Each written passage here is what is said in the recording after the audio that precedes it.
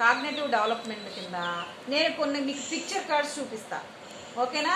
అంటే flash cards లాగా. వాటిని చూసి మీరు కథని ఫస్ట్ ఏం జరిగింది, తర్వాత ఏం జరిగింది మీరు ఆర్డర్లో పెట్టాలి. ఆ పెట్టిన తర్వాత ఒక కథని మనం చెప్పుకుందాం. మనకు తెలిసిన కథే, మనం ఆల్రెడీ చెప్పుకున్న కథ, ఓకేనా? ఫస్ట్ నేను ఇక్కడ కొన్ని కార్డ్స్ ఉంచుతున్నాను. ఆ కార్డ్స్ని మీరు ఏం చేస్తారంటే ఫస్ట్ ఏది వస్తుందో, సెకండ్ ఏది వస్తుందో, థర్డ్ ఏది వస్తుందో చెప్పాలి. శశి ఫస్ట్ ఈ కథలో ఏం వస్తుందో చూడమ్మా, తీసి ఇక్కడ పెట్టు.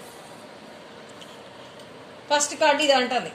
నెక్స్ట్ నిత్య ఏ కార్డు వస్తుంది నెక్స్ట్?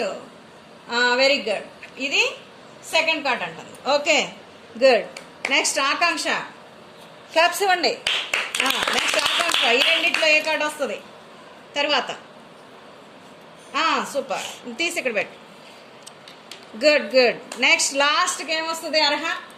ఓకే, ఇంకా కార్డు ఉంది కదా, ఇదే కార్డు లాస్ట్కి వచ్చేస్తుంది.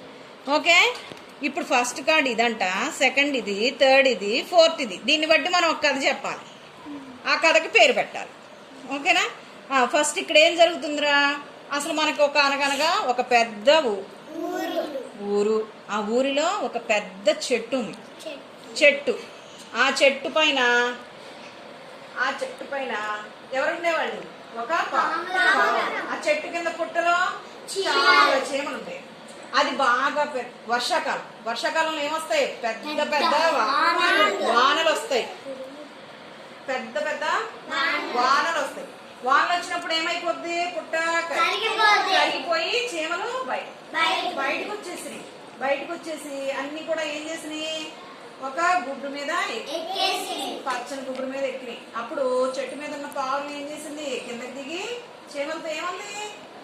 ఏంటి మీరందరూ ఇక్కడికి వచ్చారు అని చెప్పి అడిగింది. అప్పుడు చీమలు ఏమన్నాయి?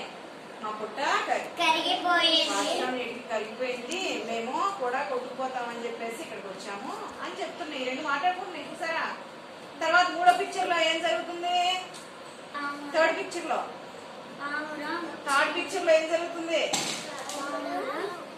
పావురం ఏం చేసింది? వాటన్నింటినీ రక్షించడానికి తన పైన ఎక్కించుకుంది. ఫోర్త్ పిక్చర్ లో ఏం జరుగుతుంది? వాటన్నింటిని ఎక్కించుకుని అది ఎగిరిపోతుంది.